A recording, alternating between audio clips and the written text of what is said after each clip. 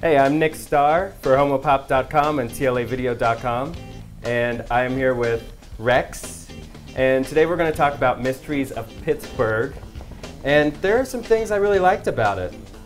Really? I'm anxious to hear what they are, because this movie is a mess, and I was so disappointed with what I was seeing on the screen. Ouch. It wasn't that bad. I think I thought it was much better than you thought it was. Absolutely, you thought it was much better. So, Nick Starr, tell me what you liked about Mysteries of Pittsburgh. All right. Well, what I liked was the acting. I think there's nothing wrong with the acting. Okay, who's First acting? Of all, the lead who played Art. John Foster is adorable. I've never seen him in anything before. I thought he was right on point. And Peter Sarsgaard is always good. And he's one of my favorites in indie films. And I could have done without Nick Nolte, but... So aside from that, I also thought it was beautiful. I thought it was beautiful. Beautiful in what way? The imagery I thought was beautiful. A lot of the scenes were fantastic to look at. It's the Mysteries of Pittsburgh, right? And there's so many mysteries about this film that I can't even begin to deal with them. One is that they decided that they needed to shoot it in Pittsburgh, and then there's hardly any scenes in the film that identify Pittsburgh. It's not about Pittsburgh. Well, it's in the title, and there is a reason, you know, that a sense of place and a sense of time, which were in the original novel, is lost in this film, as many things are. I was totally baffled by most of what happened in this film, and I have to tell you that I have been in love with Peter Sarsgaard since his performance in The Dying Gull, and would watch him read the phone book, you know. I felt that his acting of Cleveland, and that Cleveland is a very complicated, you know, dynamic, seductive, you know, character. And I thought that he was even kind of lost sometimes in figuring out what to do with this character in this film. I feel like that was the character, though. I feel like a lot of that was the character, because the character himself was very lost. He was bisexual, didn't have a direction. You know, John Foster is pretty to look at. Definitely. Come on, he can act too. Well, maybe he can. He just didn't act in this film.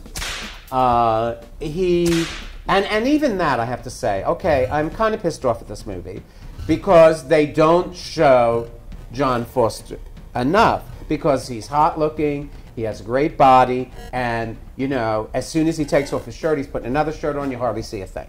Okay, what's that about? Okay, sex is central to the story. Okay, and, you know, coming of age, you know, coming out, bisexuality, you know, heterosexuality, the whole 9 yards. But it's lost. Most of it is lost. In fact, that's the problem with the acting and the characterization in this film. I felt that they're all walking around like zombies, you know, and you don't know what motivates them. And you actually, after a while, don't care. Well, did you read the novel? A long time ago. Okay. Don't see this movie, just read the book. Well, there's some. You have to convince me. There is a love story here. A love story. There is a love story. There is a sexy three-way love story between two men and a woman. And what he finds enticing about it is that it's so against what he is, what Art is, and what he's been brought up to be, and what he's going to be, because he doesn't want to be on Wall Street. He wants to walk on the wild side. He's pulled in by these two characters that have no rules. They kind of, you know, fly by the seat of their pants, so to speak, and they fuck around and they do everything. And he's pulled into that, and then it just gets, even if it's not as deep as you want it to be, they still take it to an emotional level where there is a genuine connection between the three of them that is pretty, I think, sexy. I'm afraid to ask how many lollipops you're going to give it. You can't take away lollipops, so give it to me. How many homo pop lollipops does it get? I can take lollipops and break the stem off them, right? But I have to be honest, okay, I still am in love with Peter Sarsgaard. So I will give him one red homo pop. I knew you would find at least one redeeming quality. There you or go. his ass. His or ass, both. which we do see several times, his ass. So you give it 1. I'm waiting. That's more credit than I thought you were going to give it. I'm going to give it 2. Only 2? But not 3 for the 3-way, huh? Well, I'll wait for the sequel. God forbid that we would have to return to the Mysteries of Pittsburgh.